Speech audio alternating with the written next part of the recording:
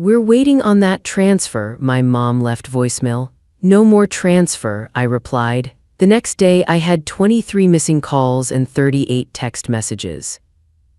The email arrived on a Tuesday, nothing special about that day otherwise, just another morning of spreadsheets, client calls, and too much coffee. I almost didn't check my personal account during lunch, almost. Subject line, "OMG, did you see this?" from my cousin Melissa. The video attachment took forever to load on the office Wi-Fi, 43 seconds that changed everything. It was my family's annual Christmas gathering. Last year, the one I'd missed because of a work emergency. The emergency being that I needed to finish a project that would secure my promotion. The promotion that had been funding their lives for the past 3 years. The video started with my mother's living room, the tree, the familiar decorations, voices off camera laughing, then my brother Edward's voice, clearly drunk. "Thank God Rebecca couldn't make it, now we can actually enjoy ourselves." My stomach dropped, my sandwich sat forgotten on my desk. "She's so uptight now," my sister Carol chimed in, "acting like she's better than all of us just because she has that fancy job." Then my mother's voice, the one that used to sing me to sleep.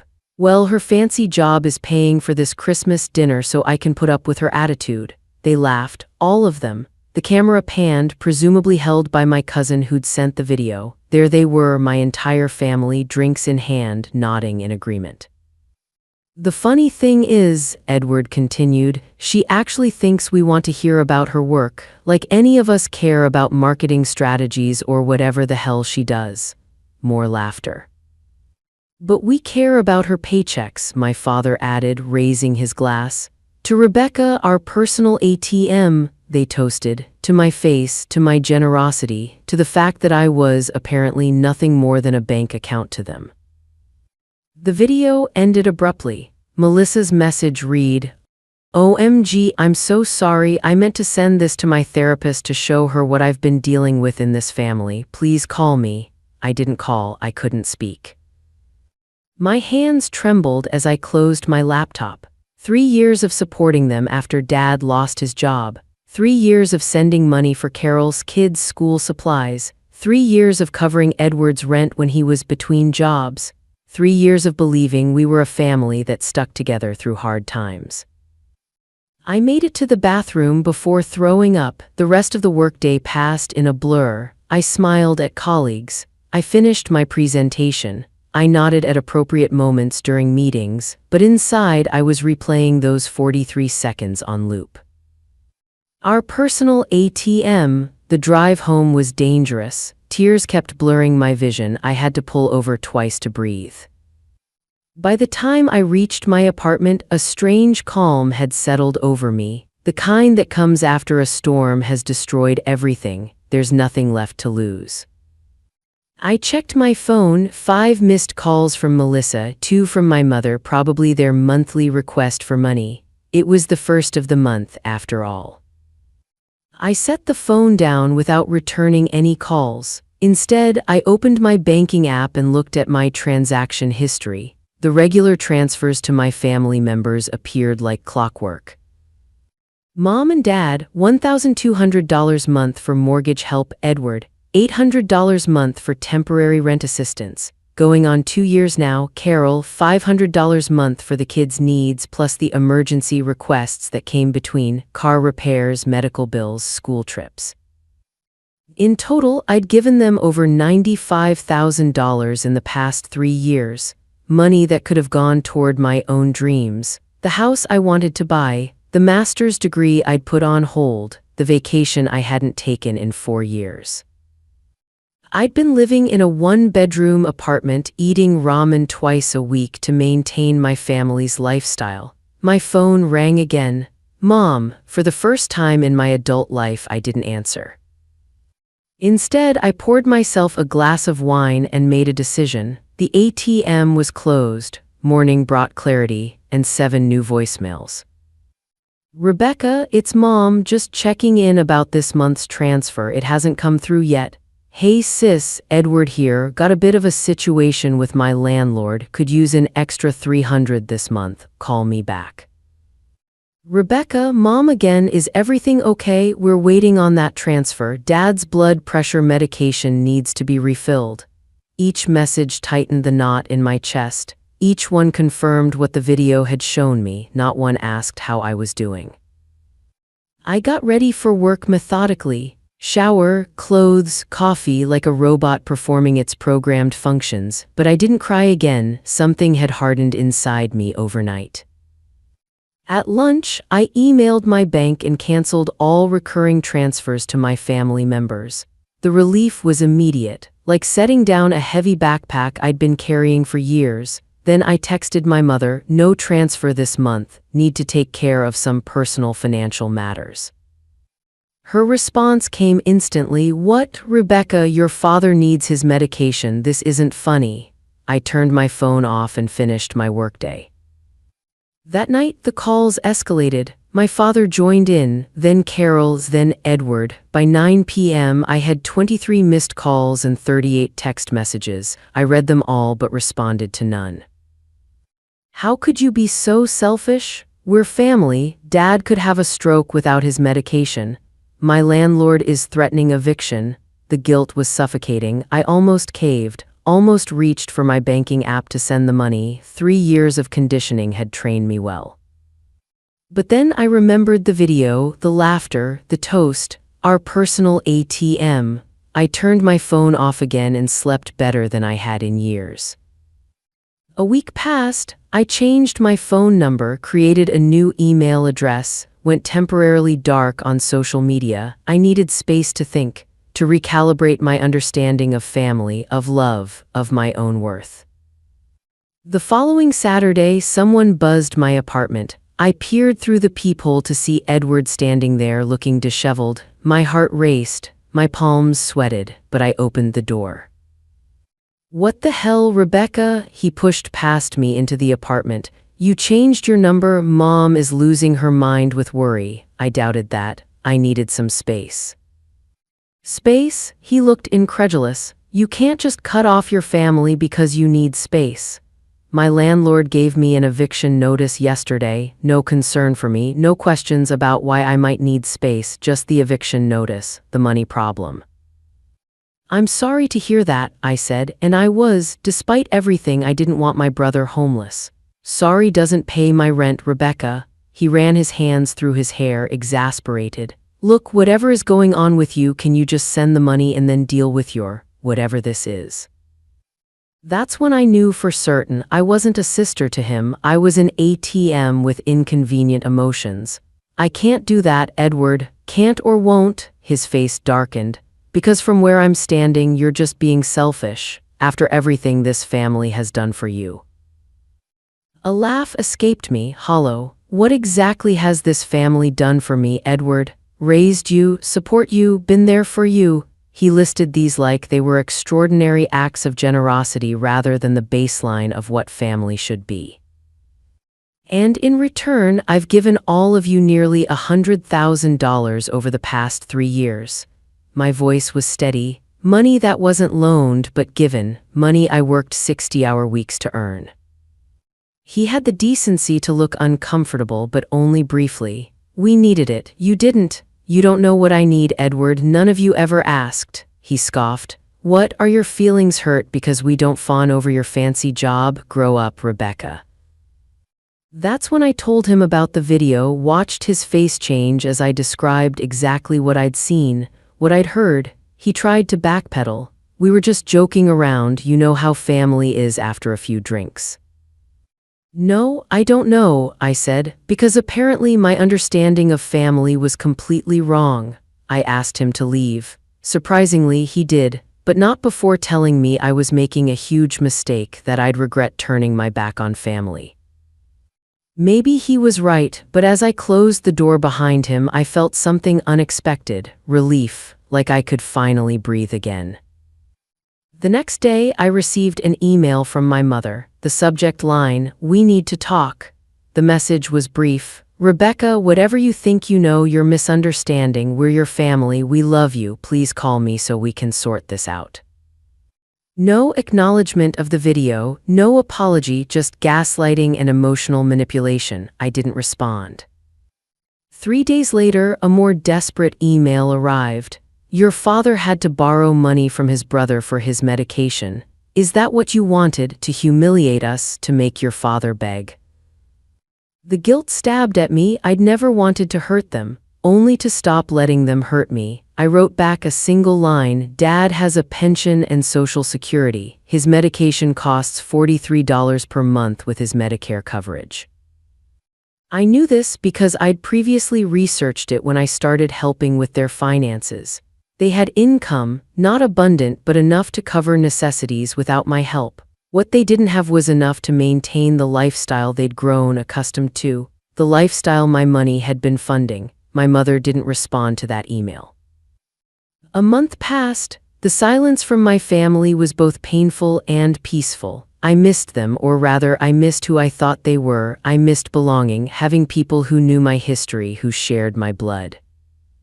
But I didn't miss the anxiety that came with every phone call, every text message, every family gathering where I felt more like a resource than a daughter or sister. During that month, I did something revolutionary. I started spending money on myself. I booked a weekend trip to the beach. I signed up for a photography class I'd been eyeing for years. I started looking at real estate listings for my own home, not just dreaming about it. And I started therapy, because untangling yourself from people who have convinced you that their needs matter more than yours is complicated work. 6 weeks after Edward's visit, Carol showed up at my office. I was walking out after work when I spotted her sitting on a bench near the entrance, her 2 kids beside her. My heart sank. Using the children was a low blow even for them. Aunt Rebecca, 8-year-old Lily, ran toward me, arms outstretched. I hugged her tight, genuinely happy to see her. The children were innocent in all this. 5-year-old Ben followed, wrapping himself around my legs. We missed you. Mommy said you were lost, but we found you. I looked at Carol over their heads. Her expression was a practiced mix of concern and relief. We've been so worried, she said, stepping forward to hug me. I let her, but remained stiff in her embrace. You disappeared on us. I changed my phone number, I corrected, and told Mom why I wasn't sending money anymore. She winced at the direct mention of money, glancing at the kids. Can we go somewhere to talk, maybe get ice cream? She directed this last part to the children, who immediately began jumping with excitement. I agreed, not wanting to have this conversation in front of my workplace or disappoint the kids. We walked to a nearby ice cream parlor, the children chattering about school and friends, oblivious to the tension between their mother and me. After they were settled with their cones at an outdoor table where we could see them through the window, Carol got down to business. Look, I don't know what happened between you and Mom and Edward, but I saw the video, Carol. I kept my voice low. From last Christmas. Her face fell. She recovered quickly. Oh, that, we were all just joking around, Rebecca. You know how family is. The same line Edward had used, like they'd rehearsed it. Joking about me being your ATM, about only tolerating me because of my paychecks? She had the grace to look ashamed. We'd been drinking, it was stupid. Yes, it was. I stirred my melting ice cream, no longer interested in eating it. But it was also honest, the most honest any of you have been with me in years. That's not fair, she protested. We love you. Maybe you do, I conceded, but you don't respect me or care about my well-being. You only care about what I can give you. She started to object, but I cut her off. When was the last time you asked me about my life, Carol, about my dreams, my struggles? Have you ever wondered why I live in a tiny apartment while sending your kids to private gymnastics classes? Her silence was answer enough. I would have helped if you'd actually needed it, I continued. That's what family does, but you took advantage, all of you, and you didn't even have the decency to pretend to like me while doing it. Tears filled her eyes. For a moment I thought they might be genuine until she spoke. I don't know how we're going to make it without your help, Rebecca. Ben's therapy sessions aren't covered by insurance. Lily needs braces soon. Always about the money, never about our relationship, I sighed, suddenly exhausted. You'll figure it out, Carol, the same way other families do, budgeting, making choices, taking on extra work if necessary. That's easy for you to say with your big salary. My salary that I earned by working through weekends and holidays, by pursuing higher education, by making sacrifices. I met her gaze steadily. The same opportunities have always been available to you. She scoffed. I have children. That was your choice. The words came out harsher than I intended. I softened my tone. I'm not saying it's easy. I'm saying it's not my responsibility. We sat in silence for a moment, watching the kids through the window. They were laughing, trying to catch drips from their cones. I do love you, Rebecca, Carol finally said. We all do, in our way. Their way, conditional, transactional, not the way I needed to be loved. I love you too. It was true, despite everything. But I can't keep doing this, it's killing me. She nodded slowly, perhaps understanding for the first time that this wasn't a negotiation. It was a boundary. I treated the kids to another round of ice cream before they left, hugged them tight, promised to send birthday presents. I wasn't cutting them off, they were innocent in all this. As they walked away, Ben looked back and waved, his little face serious. Bye, Aunt Rebecca, don't be lost again, okay? My heart cracked. I wasn't the one who was lost. 3 months passed, fall turned to winter. The holidays approached, my first without family obligations. I bought myself a small Christmas tree, decorated it with ornaments I chose, not ones laden with childhood memories, invited friends over for a potluck dinner on Christmas Eve. It was different but not terrible. On Christmas morning, I woke to an email from my father, the first direct communication from him since everything happened. Rebecca, it began, no dear or Merry Christmas. Your mother wanted me to reach out. Things have been difficult since you cut us off. Edward had to move back home. Carol's kids won't get much for Christmas this year. Is that what you wanted, to punish the children? No mention of missing me at Christmas, no acknowledgement of why I'd cut them off, just more guilt. I deleted the email without responding. New Year's Eve arrived, a fresh start. I attended a party at a colleague's house, laughed more than I had in months, felt lighter. At midnight, as everyone cheered and hugged, my phone buzzed with a text from an unknown number. It was Edward. Happy New Year, sis. I miss you. Can we talk? I'm ready to listen. I stared at the message for a long time. Was it genuine or another attempt to reestablish the financial pipeline? I decided it didn't matter. I wasn't ready to let any of them back into my life yet. Maybe someday, but not now, not until I was strong enough to maintain my boundaries. I didn't respond. I was building a life that was truly mine, not mortgaged to support others. In April, exactly 1 year after seeing the video, I received a letter from my mother, handwritten, 10 pages long. I almost didn't open it, but curiosity won out. My dearest Rebecca, it began, already different from my father's terse email. She wrote about how the past year had forced them to confront their behavior, how they'd taken me for granted, used me. She acknowledged the video, saying those moments haunted her now. We were wrong, she wrote. So terribly wrong, not just in what we said that night, but in how we've treated you for years. I have no excuse other than to say that it happened gradually. First a small loan here, then another there, until we began to expect it, to feel entitled to your success without considering the cost to you. She went on to describe how they'd adjusted to life without my support. Edward had taken 2 jobs and moved into a smaller apartment. Carol had started an online business selling crafts. They'd downsized their own home. We're managing, she wrote. It's been hard but necessary. We should have been doing this all along instead of depending on you. The letter continued with memories from my childhood. Good ones, times when we'd been a real family before money complicated everything. I'm not writing to ask for anything, she concluded. Only to say that I'm sorry, that we're all sorry, and that if you ever want to try again to have a relationship based on love and respect rather than financial obligation, we're ready, but only when and if you are. She signed it, "With love and regret, Mom." I folded the letter carefully and put it away, didn't respond immediately, needed time to process, to decide what I wanted. A week later, I sat down and wrote my own letter, not long, just 1 page. I listed every financial sacrifice I'd made for them, not to make them feel guilty but to acknowledge the reality of what had happened. I deserved that recognition. Then I wrote about the pain of discovering how they really saw me, how it had forced me to reevaluate everything I thought I knew about family and love.